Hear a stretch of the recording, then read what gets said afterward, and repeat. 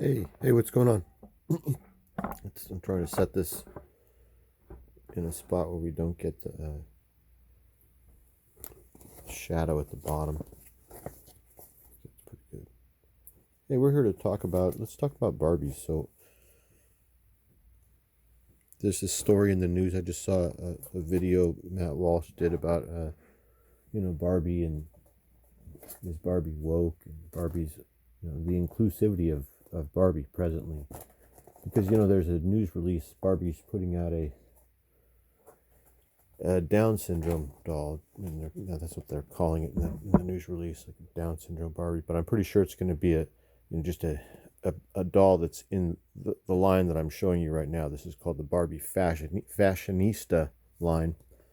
And I discovered these and started buying Barbies just about 4 months ago because I watched that show on Netflix, The Toys and How They Made Us or something, and I watched the Barbie episode and learn the history of Barbie. I found it was interesting. So then at the end of the episodes, they give you, the history and the update all the way up to what Barbie is doing presently and everything, and they showed what Barbie was doing presently, or something like that. Something that interest me. So went over and checked on Amazon to see what Barbie indeed was doing, and this is what they're doing. It's called the Fashionista line. They're priced between $5 and $10, and they all come with this pink case. How nice is that? It's like a quarter of the price or even less. It's just boys have to pay 25 or 30 bucks and they get no case, right? And they get a ton of accessories and nothing to store them in. Barbies really don't come with any accessories, and they get this awesome box. It zips up and it's very high quality. It's not even cheapo. It's like as good as or better than any pencil box, So I discovered that this guy's, the cheapest Barbie on Amazon is this $5 Ken that has vitiligo. I thought that was interesting.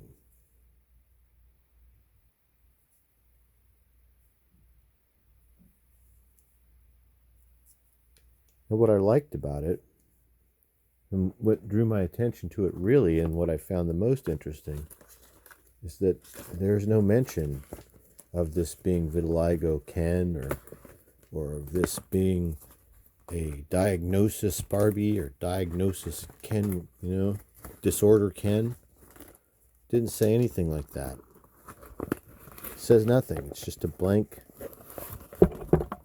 box. It just says Barbie on it. Doesn't even really say Ken, but I just like that they don't draw attention to the differences that the dolls have, right? And they have differences. And sometimes the differences are medical in nature, and sometimes they're just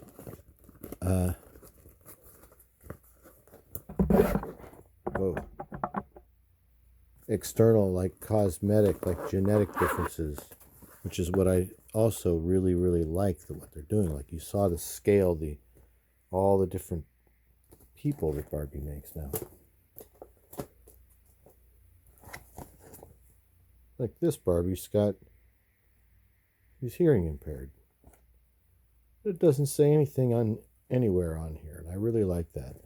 I hope that they make a Down syndrome Ken. If they're making this Down syndrome Barbie, I really think they need to make a developmentally disabled Ken. I think that the incidences are higher for males than females. They should draw attention to that, and also with the autism too. So the first Barbie I bought was that vitiligo, the Ken who's not vitiligo Ken. He's just a Ken. That's what I like. Just that Ken. And and then the second one I bought was this, because she looks like Mary Jane Watson. Also $5, and she went perfect. She goes perfect. She's the perfect size, same size as this 12-inch Marvel Legends Spider-Man figure.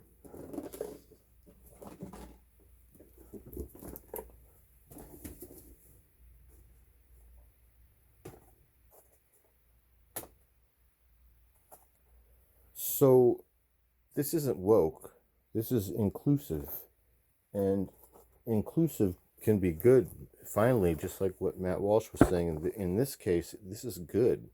This is good inclusivity because it's not even addressing that it's inclusive. It's just being what it is, which is what I really like. This is great. Look at this wide range of people. This girl right here has a purple prosthetic leg. I really think this is a great thing. What I like about it is it's familiarizing people with other people's differences and not drawing attention to them like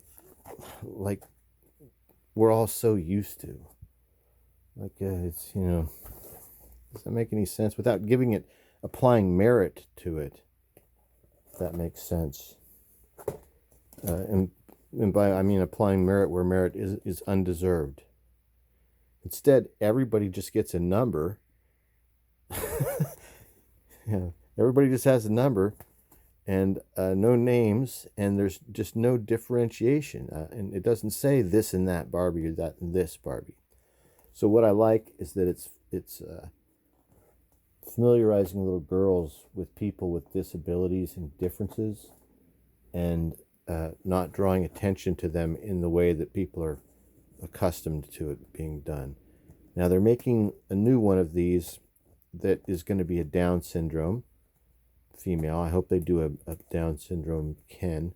I think they already have an autistic Barbie that she kind of looks like she, you know, all this stuff. It's just, you just got to go by how they appear. It doesn't say on the box, you know, Down syndrome Barbie, or you saw, they don't say anything. Like this one doesn't say salt and pepper Barbie. It doesn't say Barbie that is going to steal your credit cards and burn down your house. It doesn't say that. It doesn't say Barbie who is going to be your friend for a year and then destroy your life. It doesn't say that. So look at the differences. Isn't this cool what's happening? So the bodies are completely different. Skin tones are different. Head sculpts are different. Hair is different. Everyone individually different. You saw what they all say. And then they don't even have stupid names to go with it. The little girl has to make it up, even if little girls are even playing with this stuff. Because I'm telling you, it's probably less than 50-50. It's probably 60-40. Like, probably 60% of these dolls are being bought by adult collectors, and 40% are actually being played with by kids. I'm just guessing, but it's probably pretty close to that, you guys. Yeah. So this is there's another reason why I buy Barbie. I mean, isn't that kind of cool? I think it's cool. I don't know, but I'm a weirdo. I'm a weird old dude.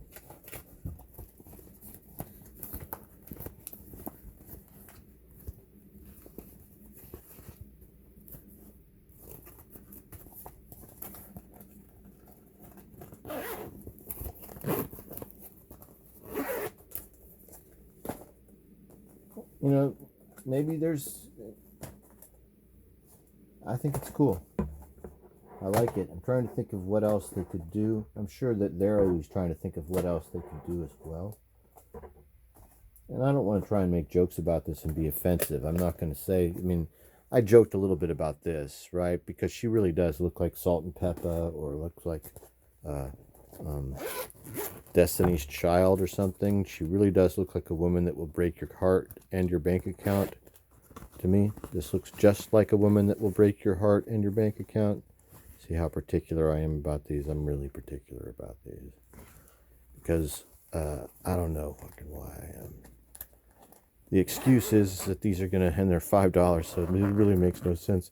But they're going to be played with and given to my granddaughters. That's what's going to happen to them. So, but at this point, I think they're pretty cool, and it's neat. I'm admiring what Barbie is doing as a toy organization. Being woke without being woke. Because I wouldn't call this woke. So that's kind of, I'm joking about that as well. I'm just kind of, I'm joking through a lot of this. That's true. But, and I mean, if it's possible that this, so Barbie, like all this other stuff, you know, I just started doing this recently, but all this other stuff, all the regular action figures, I've been doing that for a number of years. So just discovering Barbie recently, a couple months ago, yeah, I found out that it's very much just like the stuff that we do. This is mostly adult collectors, except with Barbie, it's probably mostly women. There's a bunch of them that make tons of great videos on YouTube. There's a whole community of collectors. It's kind of cool. I think it's neat.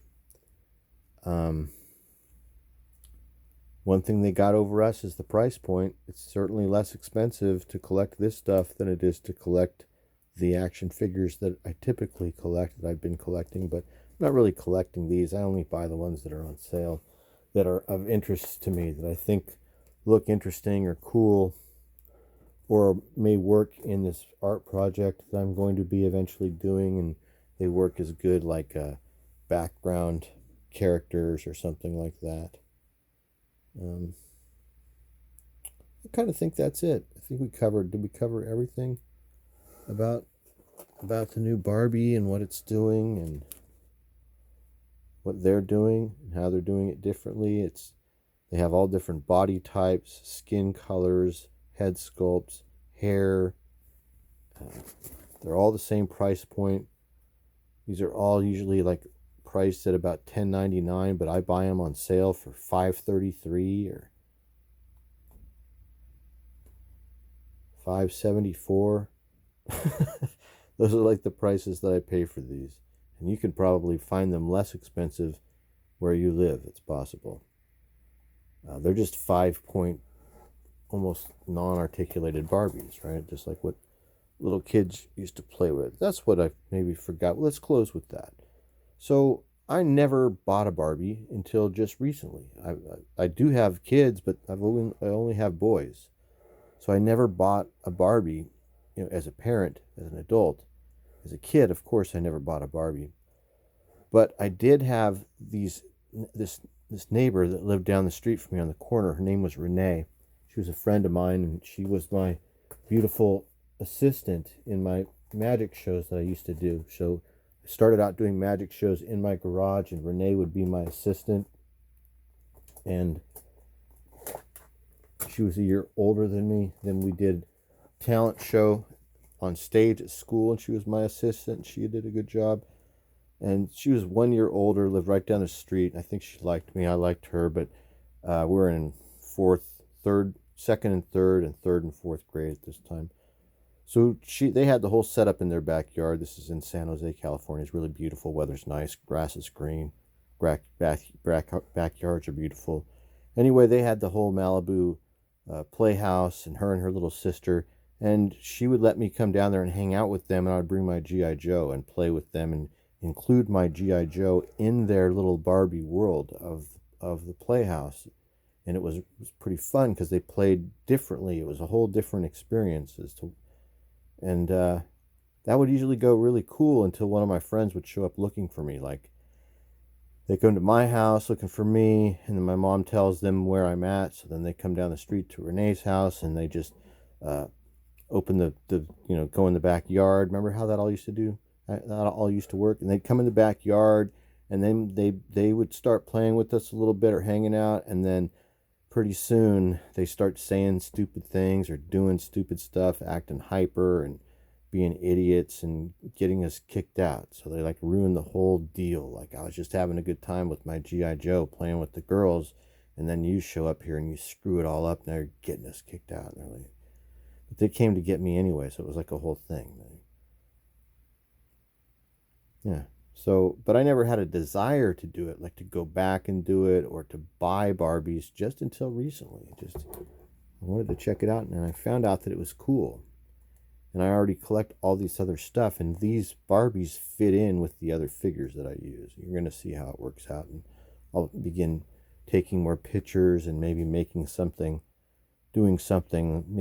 form of art with all of this stuff that I've been amassing, this hoard of toys that I have, a hoard of little people that are replacing the other people, replacing real people.